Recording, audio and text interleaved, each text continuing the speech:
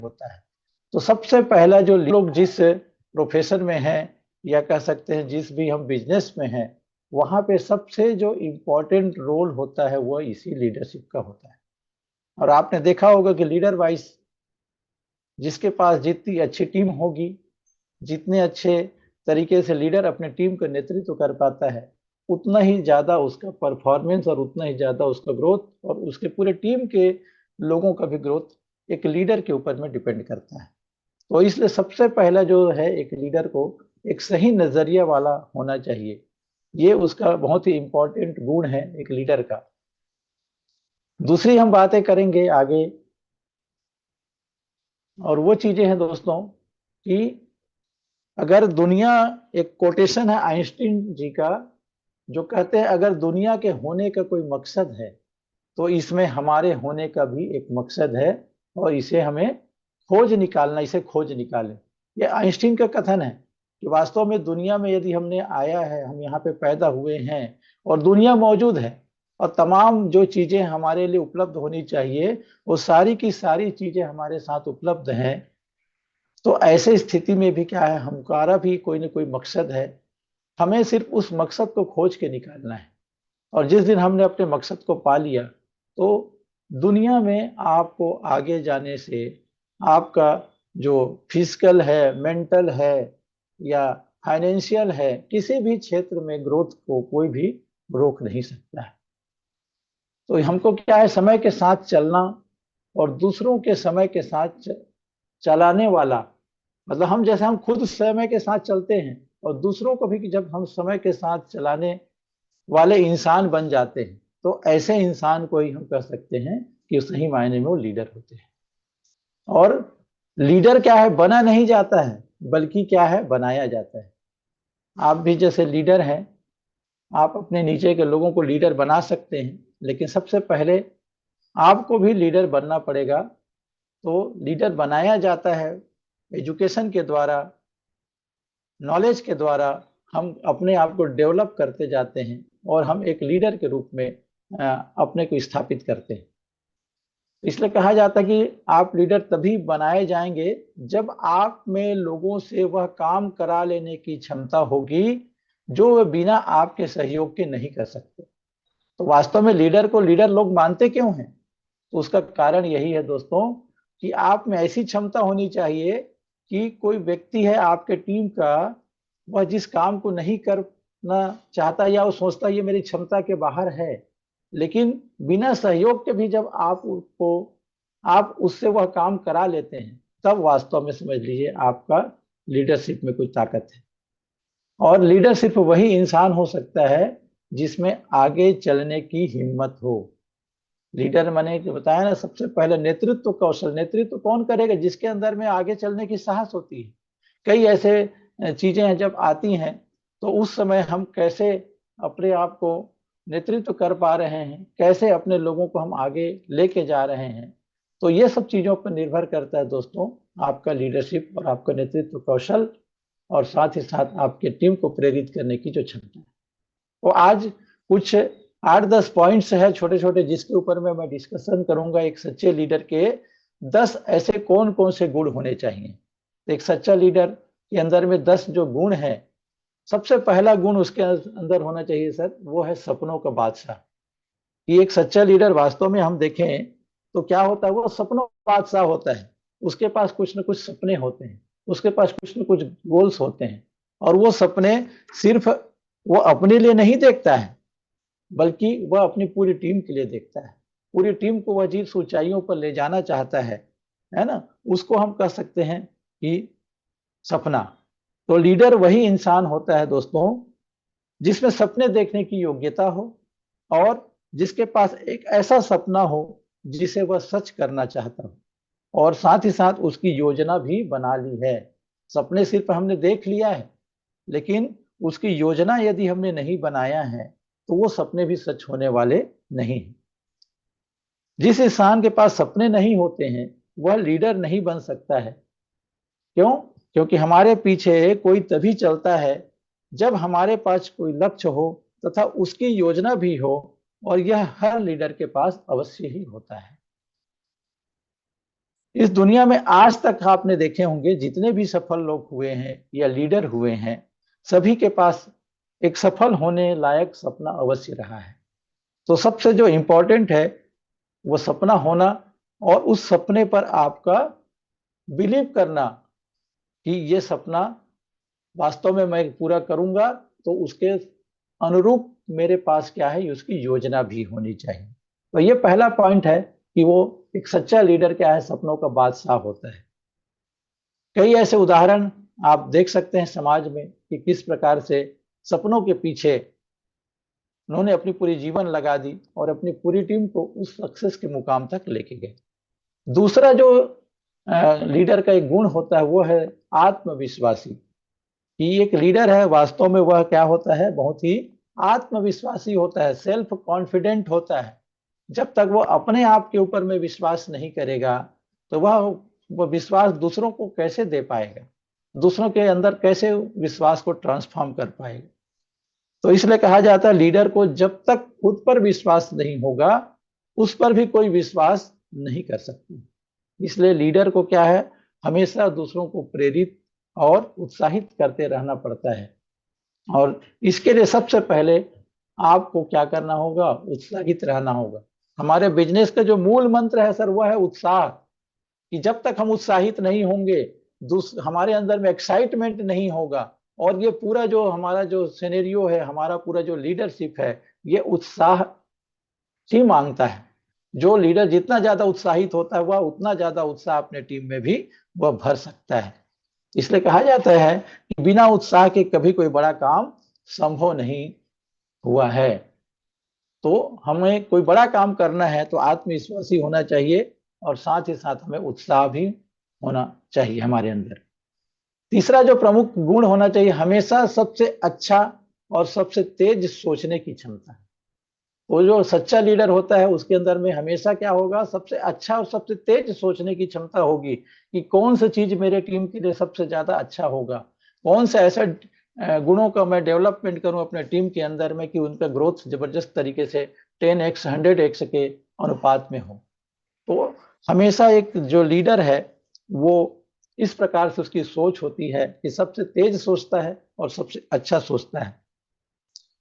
कई बार क्या होता है कि जब तक किसी व्यक्ति के पास जो है खुद से यदि वो नाराज है, उसके अंदर खुद के लिए नाराजगी है, तो वह किसी को भी क्या है, सकारात्मक नहीं कर सकता है ना। तो ये जो आत्मविश्वास का ही इसमें पहलू है। तो सभी पर क्या है, विश्वास करना एक लीडर का गुण होता है। हमारे टीम में बहुत सारे लोग होते हैं, तो हमें क्या है, हर एक व्यक्ति पर विश्वास करना होगा। हर एक व्यक्ति के अंदर में ये जो आत्मविश्वास का गुण है उसको हमको डेवलप करना होगा। क्योंकि दुनिया, जैसे धीरू भाई अंबानी भी बोलते थे कि बड़ा सोचो, तेज सोचो और दूसरों से पहले सोचो। क्यों? क्योंकि विचारों पर किसी का एकाधिकार नहीं है। तो हमें इस तरह से अपने विचार को डेवलप करना है, और साथ ही साथ हमेशा सबसे तेज, सबसे आगे चलने और तेज सोचने की जो क्षमता है, तो इसमें निश्चित तौर पर क्या है, जो समस्या आएगी, जोखिम तो आएगा। चलने में समस्या और जोखिम दोनों होते हैं, पर जीतते वही हैं जिनमें जोखिम उठाने और समस्याओं को हराने का दम होता है। यदि हमारे अंदर में जोखिम उठाने की, माने चुनौतियों में भी सही निर्णय लेने की क्षमता, जो अगला गुण है एक लीडर का, कि चुनौतियों में भी सही निर्णय लेने की क्षमता। कि ये सच्चा लीडर है तो जब चुनौतियां आती है, परिस्थितियां हमारे विपरीत होती हैं, अनुकूल नहीं होती हैं, तो उस समय आप त्वरित क्या निर्णय लेते हैं, और क्या वो निर्णय ले रहे हैं वो सही निर्णय ले रहे हैं। ये जो क्षमता जब आपके अंदर में विकसित होती है, तब हम कह सकते हैं हम एक सच्चे लीडर हैं। तो लीडर पर क्या है, इन सारी परिस्थितियों को सहना और उनसे निकलना वो जानता है। जिस वर्ग या परिवार का हम कह सकते हैं लीडर अच्छा होता है, उसके सफलता तक पहुंचने की संभावना भी क्या होती है, अधिक होती है। साथ ही साथ समस्याओं से वही दल या वही टीम लड़ता रहता है जिसका लीडर क्या होता है, खुद स्वार्थी होता है। तो लीडर को कभी भी स्वार्थी नहीं होना चाहिए, क्योंकि कहा भी गया है कि स्वार्थी व्यक्ति कभी भी अच्छा लीडर नहीं बन सकता है।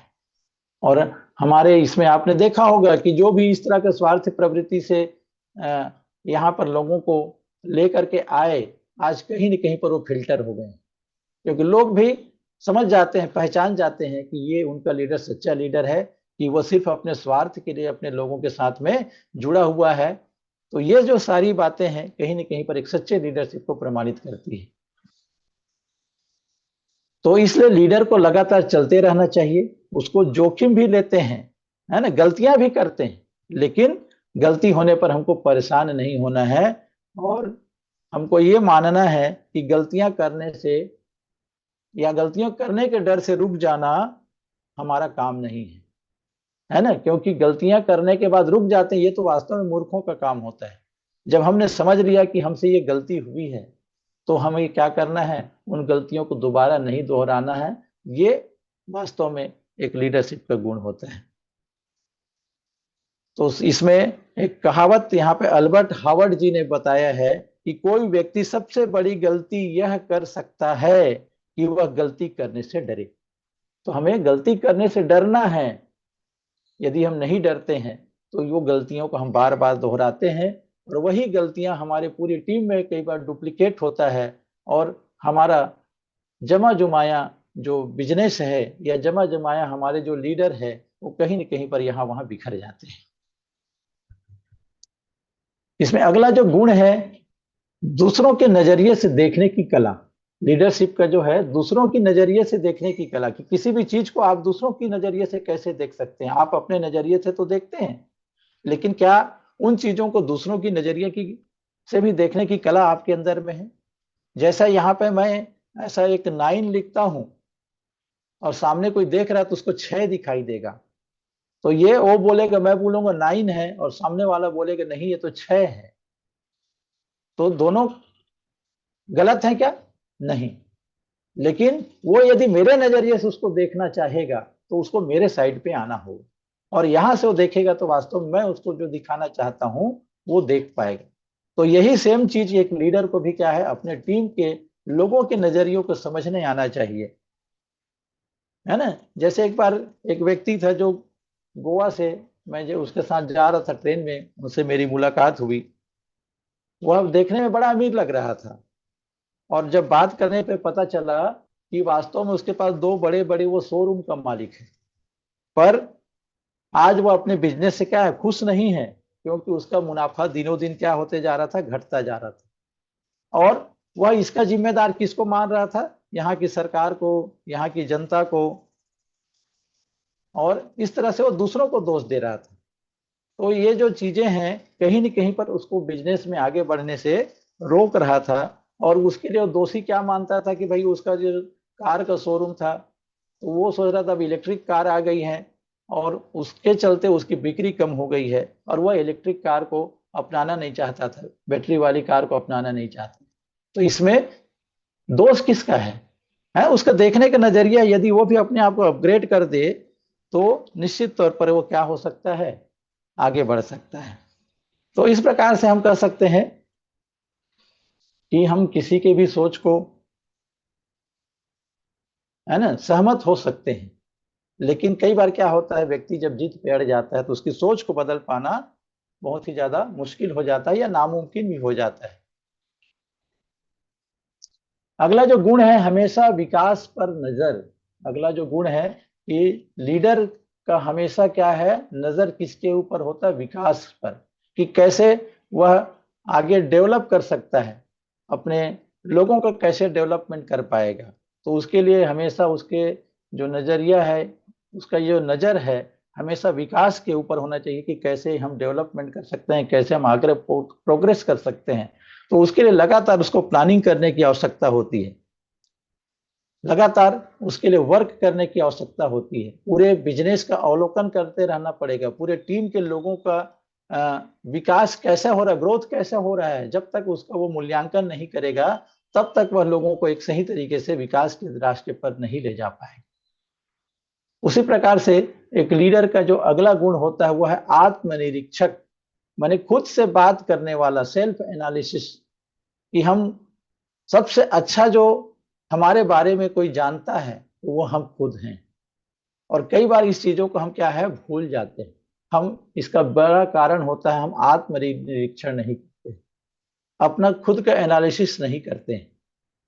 तो एक लीडर जो होता है हमेशा आत्मनिरीक्षण करता है ना, क्योंकि जो महान लीडर होते हैं वो हमेशा अपने आप को निरीक्षण करते हैं, अपनी गलतियों को समझते हैं, उन गलतियों को फिर सुधार करके वापस उन गलतियों को दोबारा नहीं दोहराते हैं। क्योंकि जब तक आप आत्म मूल्यांकन नहीं करेंगे, आत्मनिरीक्षण नहीं करेंगे, तो हो सकता है कि आपको पता ही नहीं चलेगा आप कोई गलती कर रहे हैं और आप उसी चीज को बार बार करते जा रहे हैं, और वही की वही सारा का सारा चीज आपके टीम में डुप्लीकेट हो जाता है, तो पूरा का पूरा टीम हमारा स्पॉइल हो सकता है। तो ये सभी चीजें हैं, हमको हमेशा आत्मनिरीक्षण करते रहना है, एनालिसिस करते रहना है।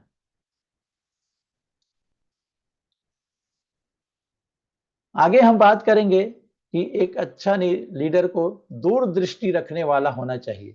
दूरदृष्टि है ना, विजन जिसको हम कहते हैं कि इन फ्यूचर क्या हो सकता है, कि आगे हम क्या इसके माध्यम से बड़ा कर सकते हैं। जब तक ये दूरदृष्टि नहीं होगी, आगे का हमारे पास क्लियर विजन नहीं होगा, है ना, फ्यूचर को हम नहीं देख पाएंगे, तो हम अपने लोगों को कैसे दूर का दिखा पाएंगे, कैसे उनको हम उनका विजन सेट कर पाएंगे, कैसे हम उनको उनके गोल तक, उनके टारगेट तक पहुंचा पाएंगे। तो एक सच्चा लीडर के अंदर सबसे पहले ये दूरदृष्टि रखने वाला उसको होना चाहिए। हमेशा वो उसको आगे की सोच होना चाहिए, प्रोग्रेसिव सोच होना चाहिए। हमारे संदीप गुप्ता सर लिखते हैं अपने इसमें प्रोग्रेसिव लीडर। तो वास्तव में एक लीडर वही है हमेशा जो आगे की सोचता है, हमेशा आगे का देख पाता है, दूरदृष्टि रखता है। तो ये जो चीजें हैं, अगला 9वां जो पॉइंट जो मैं आप लोगों के सामने रखना चाहता हूं वो है लोगों से काम करवाने वाला। क्योंकि देखिए हमारा जो काम है, हम टीम लीडर यदि हैं, टीम हमारे नीचे है, कुछ लोगों का संगठन हमारे नीचे जुड़ा हुआ है, तो आपका कोई सपना है या टीम का कोई सपना है या कॉमन कोई विजन को लेकर हम एक साथ चल रहे हैं। जैसे आज मिस्टर बिन की हम बात करते हैं, तो हम सबका एक कॉमन एक विजन है, हम सबका एक कॉमन एक गोल है कि हमने देखा है कि मिस्टर बिन को उन ऊंचाइयों पे लेके जाना कि आने वाले 2 से 3 वर्षों में, 4-5 वर्षों में वो टॉप 10 क्रिप्टो में हमारा जो प्रोजेक्ट हो, टॉप 10 क्रिप्टो करेंसी में अनंता क्वाइन का नाम हो। तो ये जो हमारा जो विजन है, उस विजन को पूरा करने के लिए, फुलफिल करने के लिए हमें क्या करना पड़ेगा, एक संगठन के साथ में भीड़ करके काम करना पड़ेगा और लोगों से काम भी करवाना पड़ेगा, है ना। हालांकि ये जो टीम बिल्डिंग कॉन्सेप्ट है, यहाँ पर कोई किसी का कर्मचारी नहीं है या कोई यहाँ पे बॉस नहीं है, कोई सुपीरियर नहीं है, लेकिन एक जो कल्चर है, टीम जो कल्चर की जब बात करते हैं, टीम बिल्डिंग की जब बात करते हैं, तो कोई ना कोई एक नेतृत्व करता होता है, कोई ना कोई लीडर होता है, और लीडर सच्चा लीडर होता है तो लोग उसी प्रकार से उसको रिस्पेक्ट करते हैं। उसके एक एक वर्ड, उसका एक एक शब्द उनके लिए बहुत ही कीमती होता है। और जब ये एटीट्यूड लोगों के अंदर आ जाता है, यस सर वाला जो एटीट्यूड है, ऐसा करना है, हमने कहा यस सर, यहाँ चलना है, हमने कहा यस सर, जहाँ पे क्वेश्चंस नहीं होंगे, हमारे डाउट्स नहीं होंगे, तो हम कह सकते हैं वहां पर वास्तव में हम एक सच्चे लीडर हैं। एक सच्चा लीडर को लोग हमेशा फॉलो करते हैं, यस सर वाला जो एटीट्यूड रखते हैं, तभी जा करके कोई भी काम को हम क्या कर पाएंगे, सही तरीके से कर पाते हैं। तो लोगों से हमको काम करवाने आना चाहिए, तो हमको लोगों से काम करवाने वाला जो गुण है उसको भी डेवलप करना है। अब इस गुण को डेवलप करने के लिए या लोगों से काम करवाने के लिए कई उसके अलग अलग तरीके हो सकते हैं, और उन तरीकों को आप लोग बखूबी यहाँ पे जान सकते हैं, समझ सकते हैं कि क्या क्या वो तरीके हैं जो हम लोगों के अंदर एडॉप्ट करें और लोगों को क्या है आगे काम कराएं, है ना। उसके लिए कई ऐसे चीजें हैं, हम कई बार कुछ अच्छा करते हैं तो लोगों को हम प्रोत्साहित करते हैं, कोई अच्छा करता है तो हमको उत्साहित करने के लिए उनको हम कुछ रिवार्ड्स वगैरह देते हैं, हम उनकी खुले कर्ण से उनकी तारीफ करते हैं। तो ये सब सारी चीजें जब हम लोगों को करेंगे, उनकी तारीफ करेंगे, उनके कार्यों की प्रशंसा करेंगे, और कैसे करना है ये भी जब हम उसको बताएंगे, तो निश्चित तौर पर वो काम हमारा आसानी से हो सकता है, और पूरे टीम में एक तरह से लोग वहां पे डुप्लीकेशन करके काम करने लगेंगे। तो ये काम करवाने वाला भी हमारे अंदर में गुण होना चाहिए। लेकिन ये गुण कब डेवलप होगा सर? जब हम खुद किसी चीज को करके देखेंगे, जब हम स्वयं चीजों को करके लोगों के सामने उदाहरण के रूप में प्रस्तुत करते हैं, नहीं इसको ऐसा नहीं ऐसे किया जाता है, तब वो लोग आपसे प्रभावित होते हैं और वो भी उसी डुप्लीकेशन को फॉलो करके काम को सफल करते हैं। और 10वां जो गुण है वो हम कह सकते हैं जो अपने अनुयायियों को भी लीडर बना दे। देखिए, दो चीज होता है लीडर के साथ में। बहुत सारे दुनिया में लीडर हैं, आप सब जानते हैं कि एक तो होता है अनुयायी। अनुयायी माने क्या होता है कि जो बिल्कुल आंख मूंद करके उसका जो फॉलोअर है कि सही है कि गलत है, बिना इस चीज को जाने सिर्फ क्या करता है, वो फॉलोशिप करता है, फॉलोवरशिप करता है। जैसे यदि कॉमन जीवन में देखें तो जितने भी ये जो बाबा लोग हैं, उनके लोग कैसे होते हैं? अनुयायी होते हैं, है ना। उनको वो आंख मूंद के बिलीव करते हैं। उसने बोल दिया दिन है तो यस सर, है ना, हाँ बाबा जी दिन है, रात है तो रात है। तो ये अनुयायी होते हैं। तो हमको वास्तव में एक टीम बिल्डिंग करना है तो हमको लोगों को सिर्फ अनुयायी नहीं बनाना है, बल्कि उनको लीडर बनाना है। तो जो वास्तव में सच्चा लीडर होता है वह लोगों को सिर्फ अनुयायी तक ही सीमित नहीं रखता, उसको एक लीडर बनाने की दिशा में काम करता है। एक लीडर कैसे उसके अंदर में डेवलपमेंट करना है, क्योंकि ये जो लीडरशिप है या सॉरी, हर एक के अंदर में छुपा हुआ लीडर बना हो रहता है। हर एक व्यक्ति को हम तराशते हैं। जैसा कोई मूर्तिकार है, मूर्ति किसी पत्थर से जब मूर्ति वह बनाता है तो क्या वास्तव में वो मूर्ति बनाता है, या उस पत्थर के अंदर में मूर्ति तो पहले से ही थी। सिर्फ वो क्या करता है, जो अनवांछित चीजें हैं, जो बेकार चीज है, उनको वह काट के छांट करके निकाल देता है और उसमें से मूर्ति प्रकट हो जाती है। तो उसी प्रकार से हमारे भी जो लोग आए हुए हैं, जो हमारे टीम में हैं, जिन लोगों को हमने क्या है यहाँ पर ले करके आए हैं, एक बड़े सपने हमने उनको दिखाया है, तो उनके अंदर में भी वो क्वालिटी है। लेकिन वो क्वालिटी को डेवलप हम कब कर पाएंगे? जब हम उस तरह से उनके साथ में काम करेंगे, लीडर बनाने की दिशा में हम उनके साथ में भिड़ेंगे। और लीडर बनाने की जो ये प्रक्रिया है, कोई एक दिन की प्रक्रिया नहीं है ना। क्योंकि लीडरशिप का जो मुख्य काम क्या होता है? लीडर का मुख्य काम है सोचना और लीडरशिप की बेहतर तैयारी का चिंतन। तो ये जब हम चिंतन करेंगे लीडरशिप के बेहतर तरीके से कैसे हम लोगों को बना सकते हैं, क्यों? क्योंकि मेरा ऐसा मानना है कि दुनिया के हर इंसान को लीडर बनना चाहिए। दुनिया के हर इंसान को लीडर बनना चाहिए, क्योंकि अगर हर इंसान लीडर बन गया और अपनी जिम्मेदारियों को समझने लगा तो इस दुनिया की सुंदरता को और भी बढ़ाया जा सकता है, सुंदरता और भी बढ़ जाएगी। तो सभी को मैं यही बताना चाहूंगा कि खुद को बदल लें। खुद को बदल लें तो आपकी दुनिया भी क्या हो जाएगी? बदल जाएगी। क्योंकि लीडर यदि आपको बनना है, कोई बनाने वाला तो सामने तैयार है, लेकिन हम बनने के लिए तैयार नहीं, तो सामने वाला भी हमको लीडर नहीं बनाना। जैसा ये कोमल जो मट्टी है, वो जब कुम्हार को अपने आप को पूरी तरह से समर्पित कर देता है कि हाँ आप मेरे गुरु हो, आप मेरे लीडर हो, मैंने अपने आप को आपके ऊपर समर्पित कर दिया, आप जैसा आकार देना चाहें, जैसा बनाना चाहें, मैं बनने के लिए तैयार हूं, तब तो वास्तव में वह निखर करके एक लीडर के रूप में उभर के आता है। एक छोटी सी कहानी मुझे इसी संदर्भ में याद आ रही है, 3 पत्थरों वाली, क्योंकि कहानियां लोगों को अच्छी लगती हैं। तो एक बार एक राज्य में राजा वहां का बड़ा ही क्या था, बहुत ही अच्छा था, प्रजा का हित चाहने वाला था, हमेशा अपने प्रजा को भलाई करते रहता था, कभी भी अपने प्रजा को वो किसी भी प्रकार से निराश नहीं करता था। तो जब वो राजा के यहाँ सभी सुखी थे, लेकिन उनके राज्य में सिर्फ एक चीज की कमी थी, और वो चीज था उस राज्य में एक अच्छा सा मंदिर नहीं था। तो लोगों को जब भी ऐसी कोई लगता था, कुछ विश्वास और आस्था की बात होती थी, तो वो मंदिर नहीं था, तो लोग जाकर अपने दुख दर्द वहां पर किसी से कह नहीं पाते थे। तो वो राजा से निवेदन करते हैं कि महाराज हमारे राज्य में यदि एक मंदिर बना दिया जाए और उसमें एक शानदार मूर्ति स्थापित कर दी जाए तो हम लोग बहुत ही और अच्छा लगेगा और बहुत अच्छे तरीके से अपनी समस्याओं को निराकरण कर पाएंगे। तो राजा तैयार हो जाते तो अच्छी बात है। और वो उसके बाद अपने जितने भी जो बेस्ट कारीगर थे उनको बुलाया जाता है और उनको ये दायित्व तो सौंप दिया जाता है कि चलिए ठीक है, आज से आपका काम क्या है कि एक भव्य मंदिर का निर्माण करना। तो जो कारीगर थे वे अपने मंदिर निर्माण करने में लग जाते हैं। साथ ही साथ वो जितने भी मूर्तिकार थे, अपने देश के सबसे बड़े जो शिल्पकार थे, मूर्तिकार थे, उनको बुलाते हैं और उनको दे देते हैं कि आप एक को बहुत ही शानदार राधा कृष्ण की यहाँ पे क्या करना है, मूर्ति की स्थापना करनी है, मूर्ति आपको बनाना है और इतने समय तक आपके पास समय है।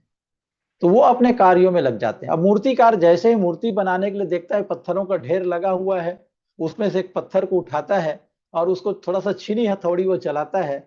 तो कुछ देर तो वो सहन करता है, लेकिन उसके बाद क्या होता है, वो जवाब दे जाता है, बोलता है बस बस अब मुझे और ज्यादा चोट नहीं सहना, मैं और मार नहीं सह सकता।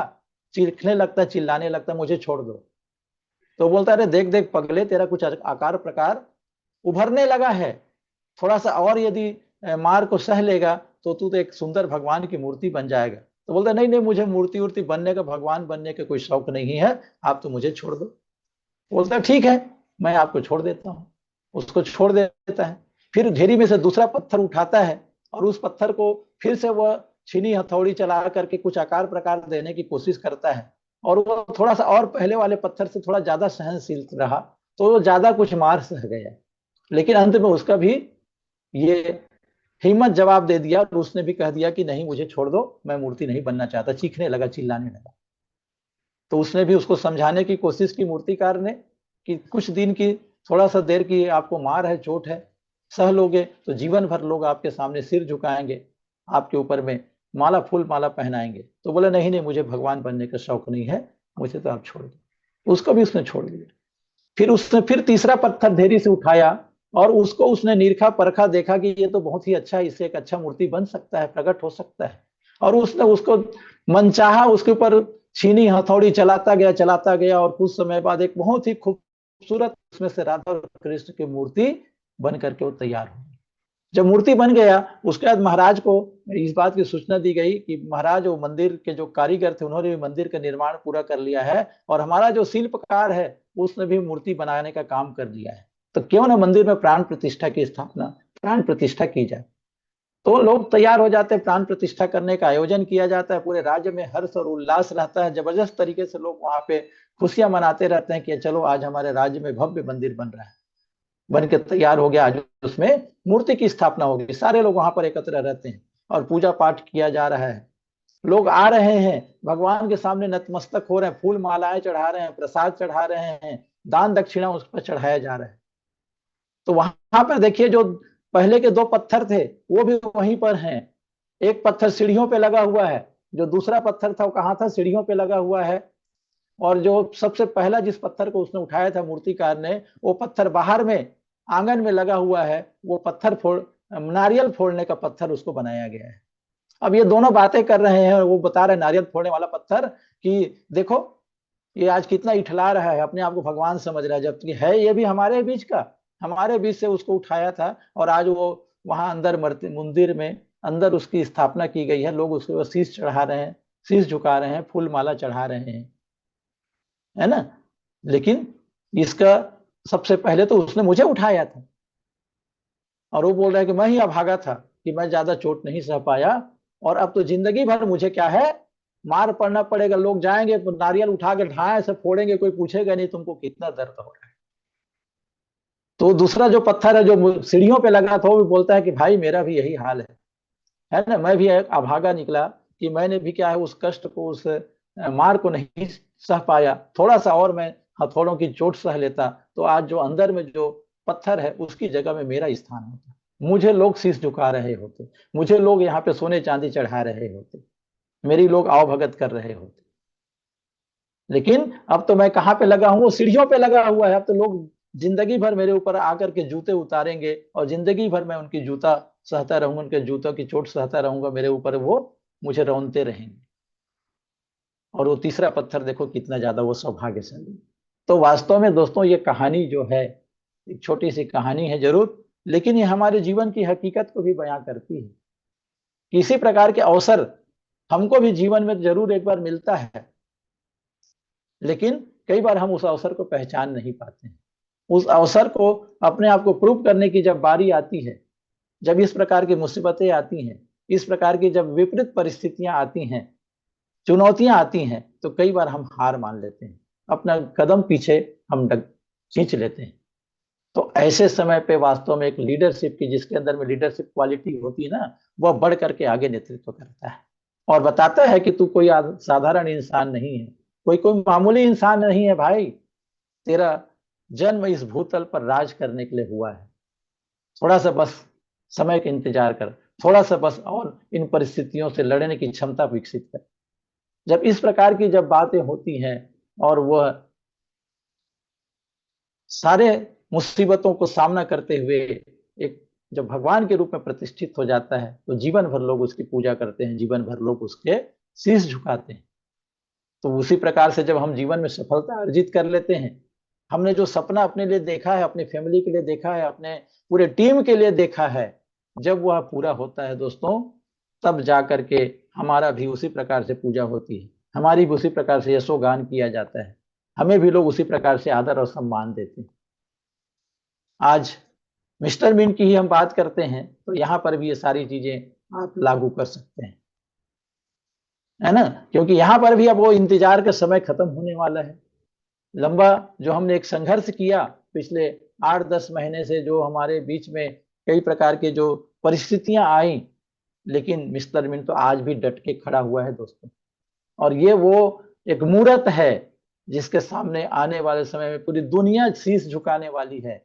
उस एक ही छतरी के नीचे पूरी दुनिया के तमाम लीडर, तमाम जो प्रोजेक्ट जो यहाँ वहां जो गए हुए हैं, सारे लोग वहां पे लौट के आने वाले हैं।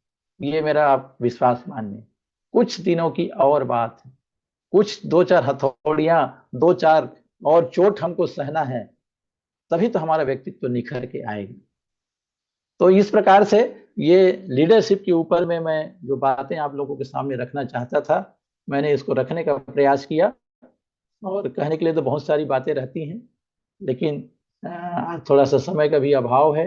और तो मैं चाहूंगा राजेश सर या मनीष सर या हमारे जो टॉप लीडरशिप हैं जो इस मीटिंग में मौजूद हैं, वो भी अपने तरफ से जो भी कुछ बातें कहना चाहते हैं इस लीडरशिप के ऊपर में, तो मैं उनका भी स्वागत करूंगा। और इन्हीं शब्दों के साथ में कि आपने मेरी बातों को इतने गौर से सुना, लेकिन सिर्फ सुनना नहीं है, उसको इम्प्लीमेंट भी करना है। जो बातें हमने यहाँ पे डिस्कस की, एक सच्चे लीडर के जो 10 गुण है, सपनों का बादशाह, आत्मविश्वासी, हमेशा सबसे अच्छा और सबसे तेज सोचने की क्षमता, चुनौतियों में भी सही निर्णय की क्षमता, दूसरों के नजरिए से देखने की कला, हमेशा विकास पर नजर, आत्मनिरीक्षण माने खुद से बात करने वाला, दूरदृष्टि रखने वाला, लोगों से काम करवाने वाला, और जो अपने अनुयायियों को भी लीडर बना दे। तो ये जो 10 पॉइंट्स हैं, वास्तव में इन 10 पॉइंट्स को यदि हम अपने जीवन में उतार लेते हैं, तो सिर्फ इस प्रोजेक्ट की बात नहीं हो रही है। आप जिस भी जगह पे हैं, जिस भी फील्ड में हैं, हर जगह आप अपने आप एक लीडर के रूप में स्थापित कर पाएंगे। हमेशा लोग आपको सम्मान की नजर से देखेंगे और आपके साथ रहने में लोगों को गर्व फील होगा।